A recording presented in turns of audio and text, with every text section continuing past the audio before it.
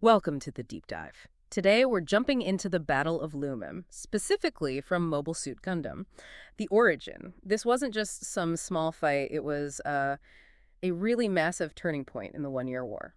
Absolutely. And what we want to do is sort of figure out why it was such a big strategic shift. This was the huge debut for mobile suits in a proper fleet battle. Right. And the impact was way bigger than you'd expect, especially since Zeon was, seriously outnumbered. Exactly. Yeah. Now, our info for this comes from, articles, wikis, forum discussions, all focused on the origin version of Luma. So get ready, because this battle didn't just rewrite the rules of war in the Universal Century, it had some really surprising political and military effects, too. Okay, so how did we even get here? Well, it really starts after Operation British failed. Zeon, they desperately needed a win, a big decisive blow, and Loum, Side 5, was the target. But Side 5 itself was completely divided, wasn't it? Pro-Zeon folks versus pro-Federation. Yeah. Oh yeah, huge clashes, especially in Miranda, the capital. The local government cracked down hard on pro-Zeon protesters. I mean, live ammo and everything. Wow, and that caused a huge number of Zeon supporters to flee towards Side 3, right? Which kind of played into Zeon's hands. Definitely. Then the Federation steps in. They send Admiral Tannum's Second Fleet, which was considered their most powerful fleet, to Miranda. Trying to show strength, but it actually pushed Zeon to speed up their attack plans, didn't it? It seems like it, yeah. A real escalation. Meanwhile, the Federation got intel about Zeon's plans. So Admiral Revels starts mobilizing the First Fleet from Luna II and the Third from Jaburo. Their whole plan was basically numbers, just overwhelm Zeon. Reports say maybe 4-to-1 odds. Something like that. They were banking on traditional ship-to-ship power.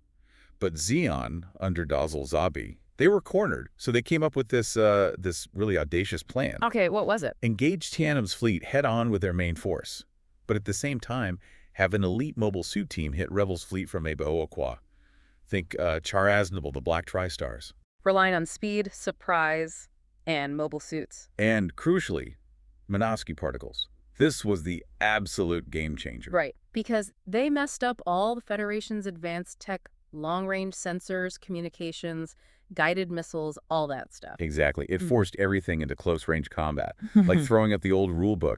The Federation had to rely on visual recon, those saberfish fighters with the big sensor pods, the duckbills. Which is kind of ironic, forcing them back to basics. And before the main event, Char pulled off that diversion, right? Hitting the ports at Luma. Yeah, he specifically destroyed the main bay at Miranda. The goal was to make Revels split his forces to deal with it. And it worked. It actually reduced that big Federation numbers advantage quite a bit. It really did. And just to show how high the stakes were for Zeon, Degwin Zabi himself, the leader, and Garma Zabi were on the flagship, the Great Degwin, watching it all. Man, talk about pressure. Okay, so the fleets finally clash.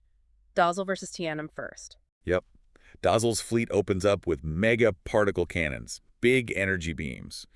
Initially, the Federation ships had better range, so they had a bit of an edge. But Dazzle spread his ships out to limit the damage. Right, smart tactical move. And then there's this interesting little moment of Federation pilot, Ryu Jose, in one of those duckbill saberfish.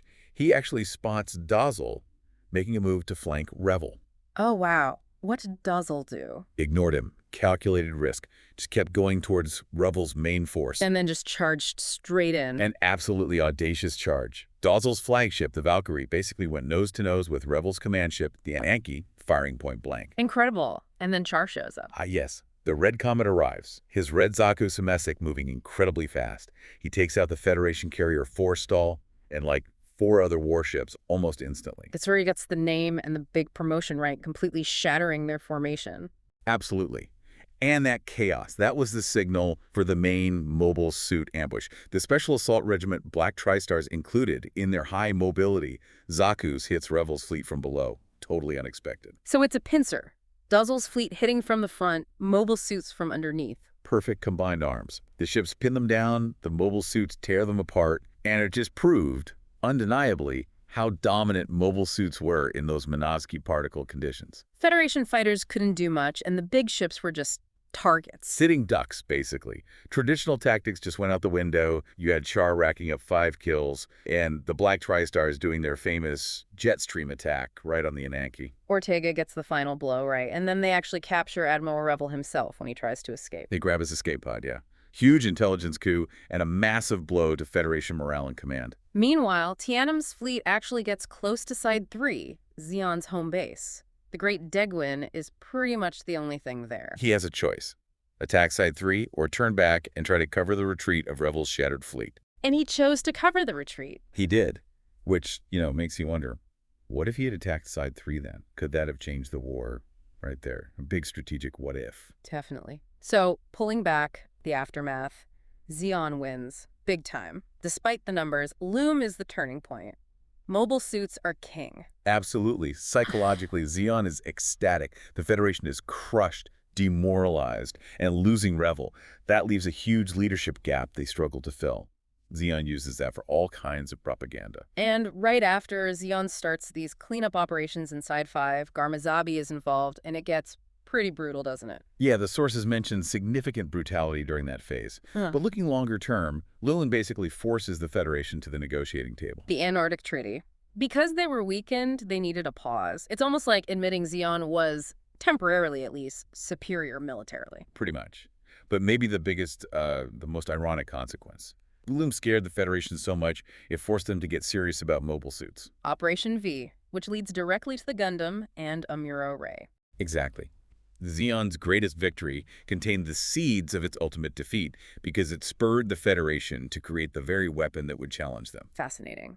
And internally in Zeon, Girin Zabi's power grows, right? The hardliners feel vindicated. Yeah, it likely strengthened the hand of the militaristic faction, possibly pushing Zeon towards even greater conflict down the line. Okay, so wrapping up. Loum proved mobile suits were the future, gave Zeon a massive, if temporary, strategic win, and ironically pushed the Federation to develop the Gundam. Couldn't say it better. So here's something to chew on.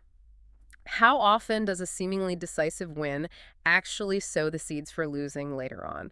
And how completely can new tech just flip the whole script on warfare? Definitely something to think about. Thanks for taking this deep dive with us today.